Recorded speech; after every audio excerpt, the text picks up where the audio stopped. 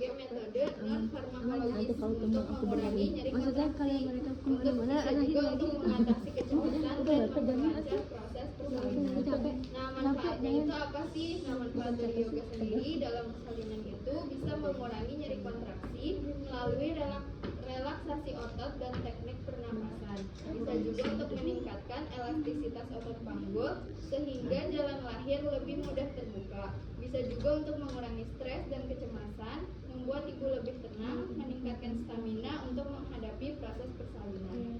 Nah, untuk waktu yang tepat untuk yoga itu sebenarnya bisa dimulai sejak trimester kedua atau usia kehamilan lebih dari 14 minggu. Nah, latihannya itu bisa dilakukan rutin 2-3 kali seminggu, durasinya 30-60 menit. Nah, saat persalinan berlangsung, teknik pernafasan dan beberapa gerakan yoga dapat digunakan untuk mengurangi nyeri kontraksi yang akan langsung kita praktekkan saja, teman-teman. Baik, yang pertama ini kita akan melakukan namanya sumo squat. Jadi posisinya itu badannya berdiri, terus kakinya dibuka lebar selebar bahu, terus tangannya ada di pundak. Baik, sekarang kita akan memulai untuk gerakannya. Jadi ibu ini akan mengikuti instruksi turun dan naik dari bilik. Kita contohin ya. Jadi ibu, kita akan melakukan sumo squat ya bu. Berdiri ibu, jadi kakinya dibuka ya bu. Sekarang ditekuk kakinya bu, pelan-pelan sambil atur nafasnya ibu. Nah, kelebihan dari sumo squat ini bisa membuka panggul lebih lebar, kemudian memudahkan turunnya kepala janin dan mengurangi tekanan di punggung bawah. Dan kelebihan dari sumo squat juga bisa membantu memperkuat otot paha dan panggul. Nah, tapi sumo squat ini juga mempunyai kekurangan nih, yaitu bisa melelahkan bila kontraksinya lama, kemudian tidak nyaman untuk ibu dengan varises atau mempunyai nyeri pada lututnya. Jadi yang kedua gerakannya jongkok dibuka selebar bahu ya bu. Terus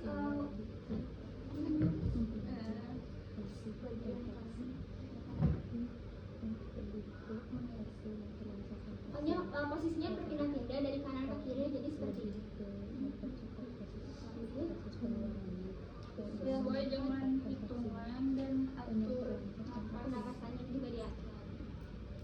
Nah, posisi ini merupakan posisi alami untuk melahirkan dan bisa memudahkan pembukaan jalan lahir juga ya. Dan gerakan ini juga bisa mengurangi nyeri di perut bawah hingga vagina. Gerakan ini juga bisa dilakukan dengan variasi goyang ke kanan kiri tadi. Boleh seperti ini ya, teman-teman. Dimana ini bisa mempercepat adaptasi posisi janin. Nah, tapi ada kekurangannya juga nih, karena gerakan ini menekan lutut dan pergelangan kaki, bisa membuat ibu cepat pegal dan kemudian kurang nyaman juga bila kontraksi terlalu sering. Kemudian gerakan selanjutnya.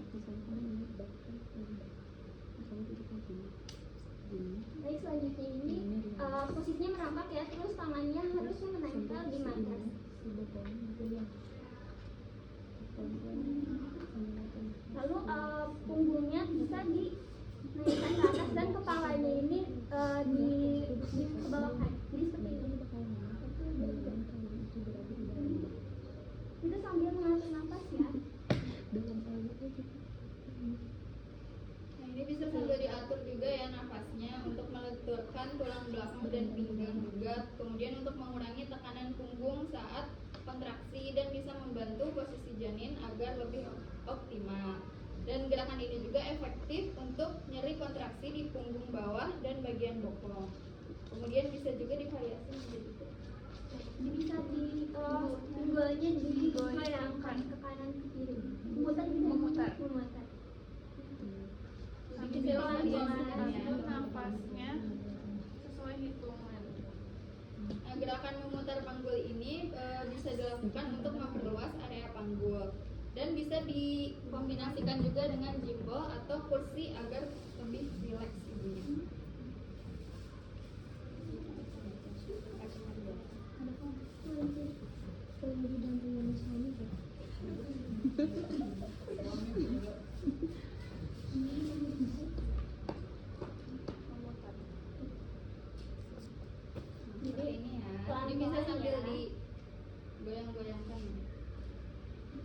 tetap diatur juga tapi nafasnya.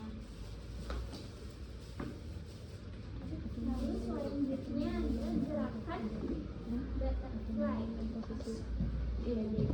Kakinya ini telapak kaki kanan dan kiri bertemu seperti ini. Terus badannya bisa di ke depan, belakang, terus kanan kiri juga ya, seperti ini.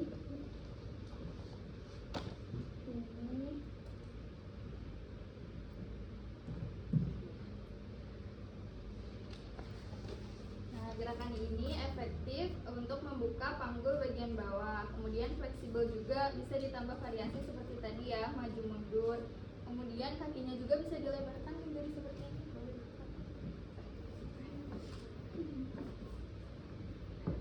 Bisa juga kayak gini, tapi posisi badannya masih kayak tadi juga, ke depan, ke belakang, terus kanan kiri juga. Nah, ini juga bisa untuk mengurangi nyeri perut di bagian bawah.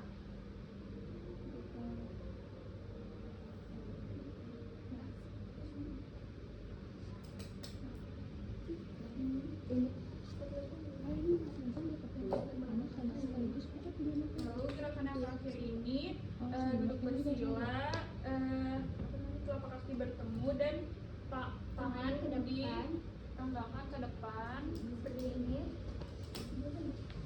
dan atur nafas sesuai dengan hitungan.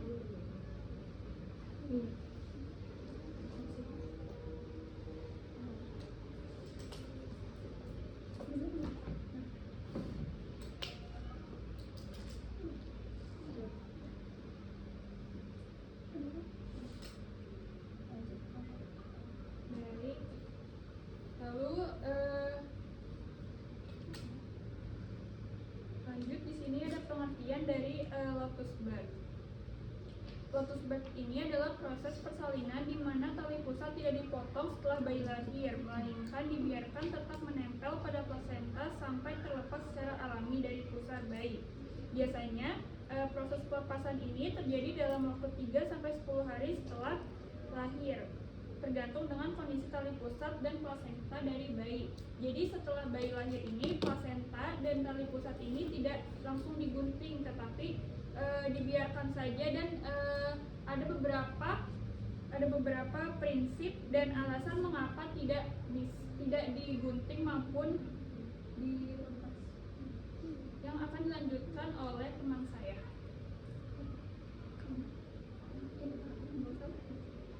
Jadi di sini ada proses dan perawatan lotus bird. Jadi yang pertama ini ada kelahiran bayi dan plasenta. Jadi setelah bayi lahir, plasenta dikeluarkan secara alami, jadi nggak pakai oksitosin. Terus yang kedua ini ada setelah bayi lahir kan plasentanya sudah lahir. Nah, plasentanya ini nggak dipotong atau digunting. Terus untuk perawatan plasentanya bisa dicuci, habis dicuci langsung dikeringin. Terus biasanya dibungkus sama kain bersih. Setelah itu dia akan ditambahkan garam atau rempah-rempah sesuai kepercayaan. Terus itu tuh untuk mengurangi bau dari plasenta tersebut ya. Terus untuk penempatannya itu biasanya disimpan di wadah atau dibungkus dan diletakkan di dekat bayinya. Jadi kalau misalnya si bayi mandi juga, plasentanya itu dimandiin. Terus untuk pemantauannya ini untuk selama beberapa hari berikutnya tali pusat akan tali pusat akan mengering dan akhirnya terlepas sendiri. Jadi ada tadi kurun waktunya ada 3-10 hari. Lalu selanjutnya ada alasan dan keyakinan di balik lotus bird ini. Nah, pendukung lotus bird ini percaya bahwa metode ini bisa memberikan transisi yang lebih lembut bagi bayi dari rahim ke dunia luar. Lalu mereka juga percaya lotus bird ini memungkinkan transfer darah dan nutrisi tambahan dari plasenta ke bayi. Lalu bisa untuk menghormati hubungan spiritual antara bayi dan plasenta, serta mengurangi risiko trauma pada pusar bayi karena tidak ada pemakangan. Nah, tapi pada lotus bird juga terdapat risiko dan pertimbangan medis nih. Meskipun memiliki nilai filosofis dan spiritual, lotus bird juga memiliki risiko yang perlu dipertimbangkan. Yang pertama itu ada infeksi. Nah, setelah keluar dari tubuh, plasenta menjadi jaringan mati yang rentan terhadap infeksi. Jika tidak dirawat dengan benar, infeksi dapat menyebar ke bayi. Nah, kemudian bisa juga menjadi ikteris neonatal. Beberapa kasus menunjukkan bahwa bayi yang menjalani yang berkepanjangan. Kemudian kurangnya dukungan medis. Nah, banyak institusi medis dan profesional kesehatan tidak merekomendasikan lotus berini dikarenakan kurangnya bukti ilmiah mengenai manfaat dan risiko yang terkait. Jadi lotus berini tidak direkomendasikan ya sepertinya teman-teman. Jadi kumpulin ke kamu. Aku udah. Ini dua-duanya.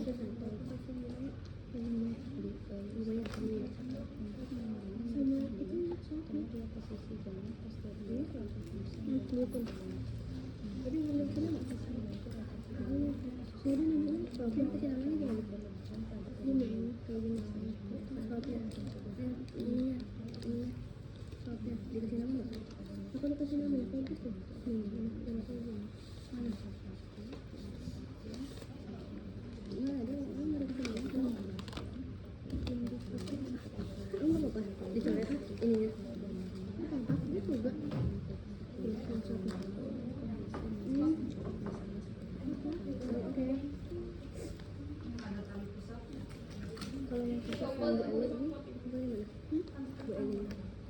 nanti dikumpulnya ke kajian langsung. Kajiannya siapa? Saya loh. Itu yang mana bu?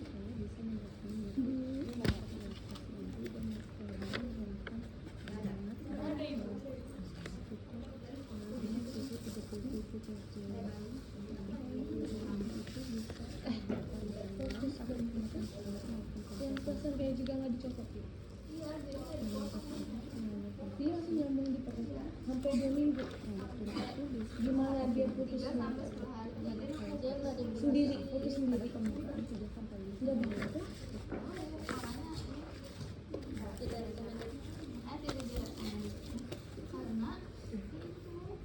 Karena itu udah jadi jaringan mati. Bisa jadi infeksi juga kebanyakan. Di bawah sini ya. Emang di mana semuanya? Ada di Bali ada. Jadi kita lihat coba. Tadi Kayaknya yang spiritualnya kuat percaya. jangan satu sampai 3 mahal 2. Iya di pinggir tapi jangan situ. Oh di sini. Langsung aja 2. Oh ini jelek. Ini sekarang pakai semua.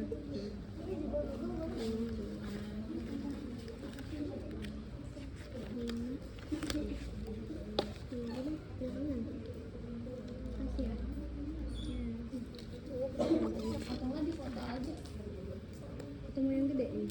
Ada yang gede.